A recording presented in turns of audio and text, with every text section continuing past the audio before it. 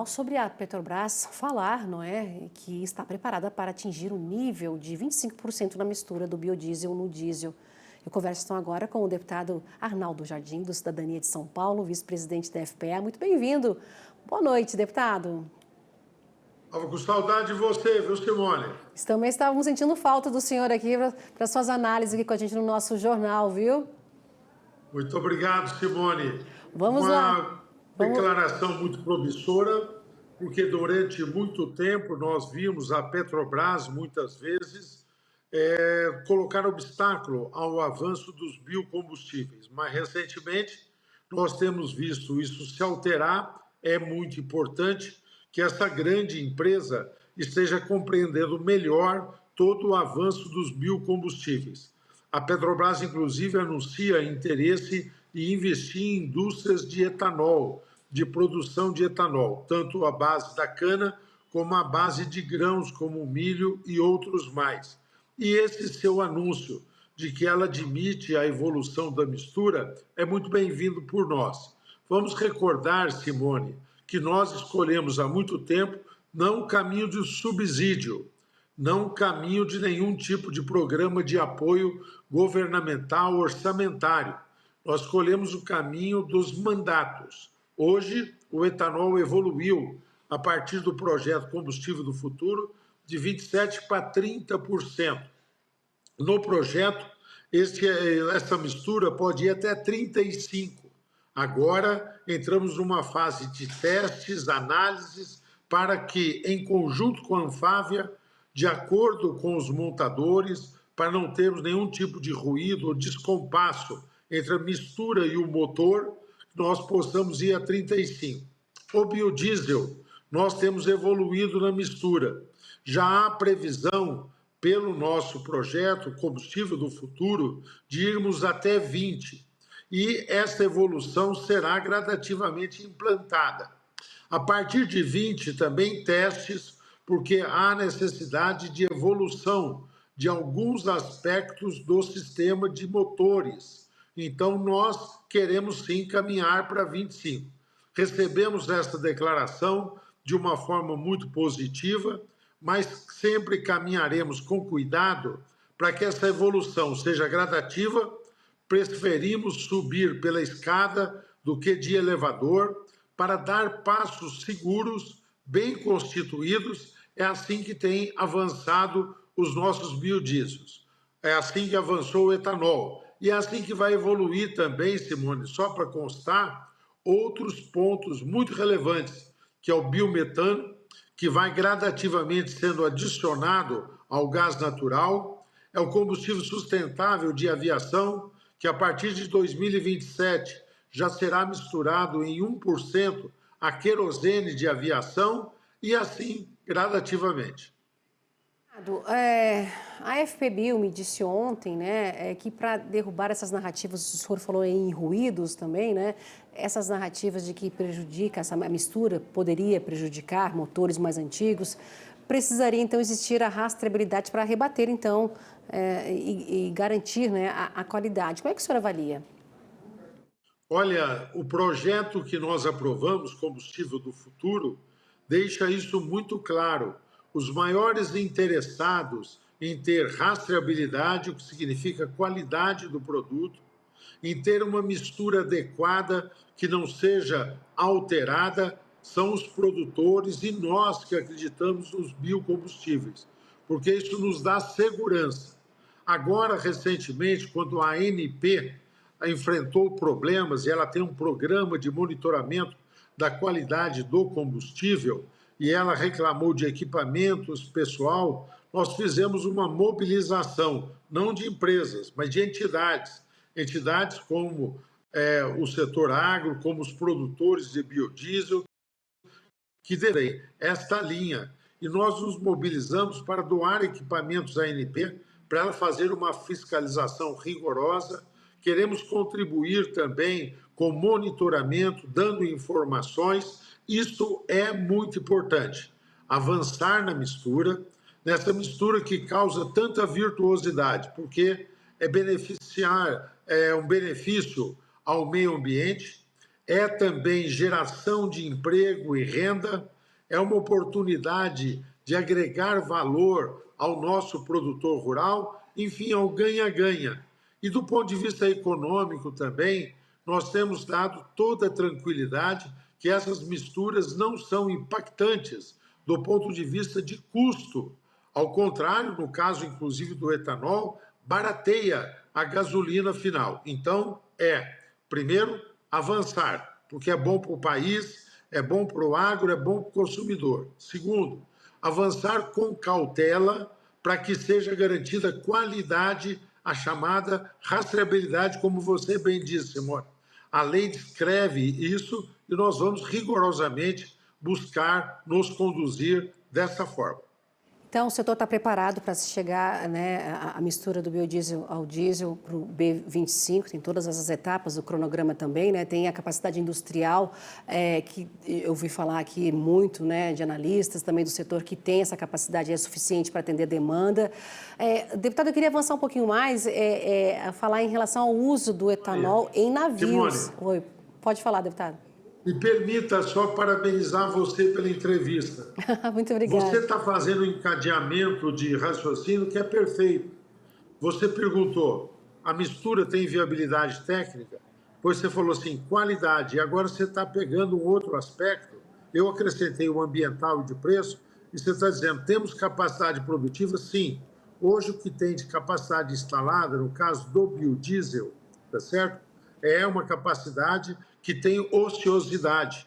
Então, nós podemos aumentar a mistura ainda a partir daquilo que tem instalado, sem fazer maiores investimentos.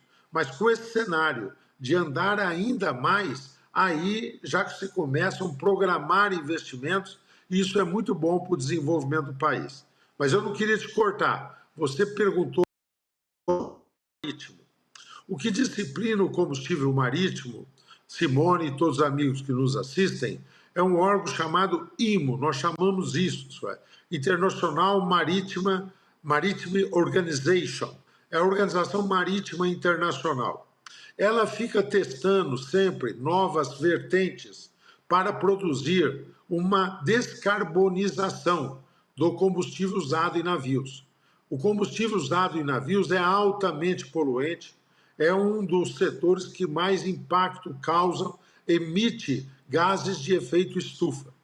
Recentemente, a IMO primeiro fez lá um debate, que vale para todos os combustíveis, não só o marítimo. Ela pegou e novamente analisou aquilo que algumas entidades, num tempo anterior, europeias, disseminaram, que fazer biocombustível atrapalhava a produção de alimentos. E isso foi muito cientificamente, de uma forma muito sólida, foi totalmente rechaçado. Um dos estudos que mais contribuiu para isso foi da professora Gláucia, da USP, que tem um estudo que foi financiado pela FAPESP, Fundação de Amparo à Pesquisa do Estado de São Paulo, que é dos mais profundos, e demonstrou que no Brasil, produzir biocombustível, segurança energética, rima, é harmônico, é combinado, um ajuda o outro com a segurança alimentar. Porque todo o resíduo do etanol que se usa para produzir, da cana que se usa para produzir, do milho e a cana que se usa para produzir o etanol, de tudo que se usa para produzir o biodiesel, se converte depois em ração, se converte em oportunidades para poder produzir alimentos, e no caso, proteína. Então, primeiro respondemos a isso. Aí avançou o IMO, que é o Organismo Internacional Marítimo, para analisar vertentes de substituição. E foi muito aprovado, caminhou muito o uso do etanol. Nós chegamos a ter uma expectativa em uma reunião que aconteceu há 2 semanas atrás, Simone e todos que nos assistem, de que isso poderia ser formalmente já aprovado.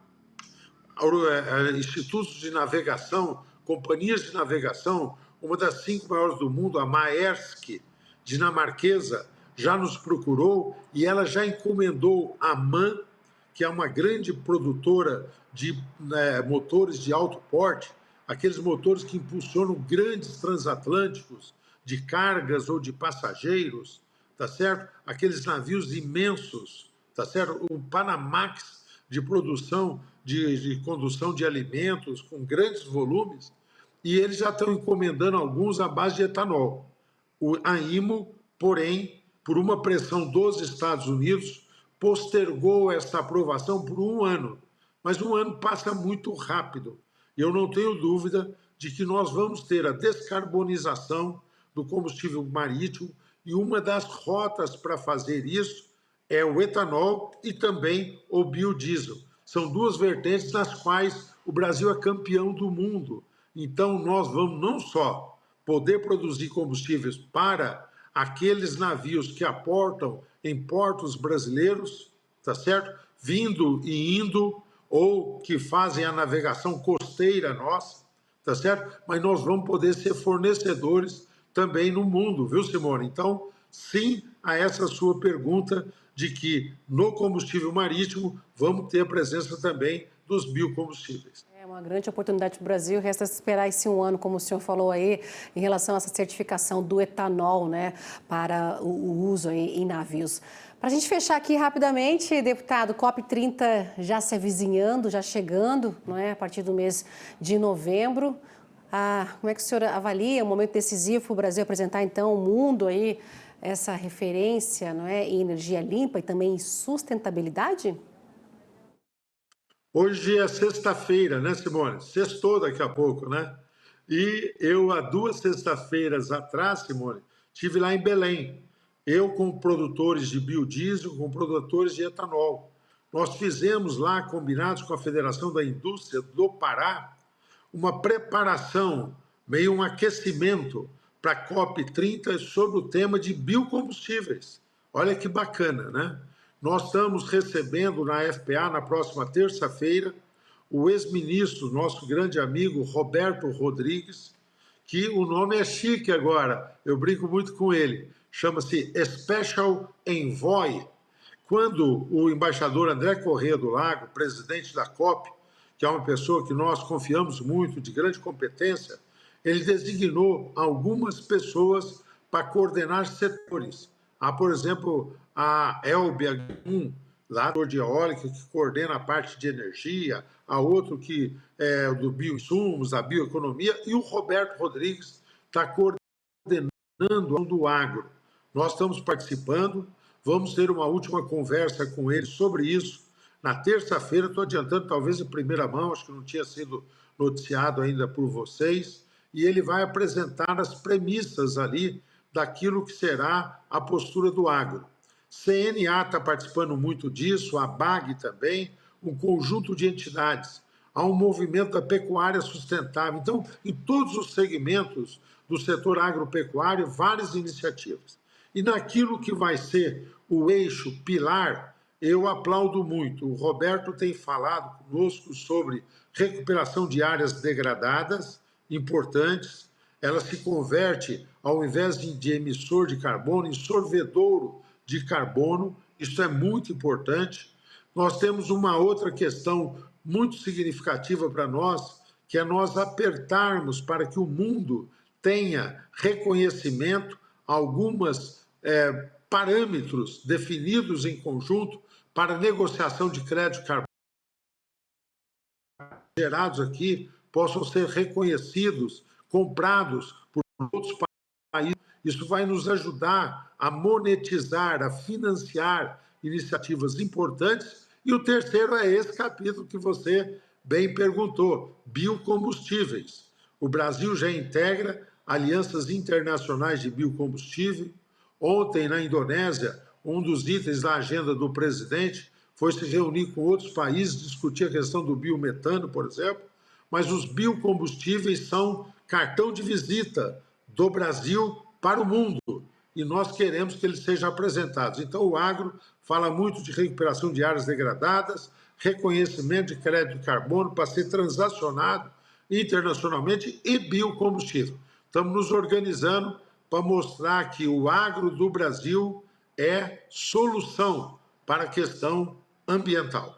Então, essas questões todas já estão definidas, vão ser só acertadas finalmente aí nessa reunião na semana que vem, na FPA, com o coordenador do agro, aí na COP30, o Roberto Rodrigues. Então, é isso, vocês estão finalizando para ver o que vai ser apresentado na COP.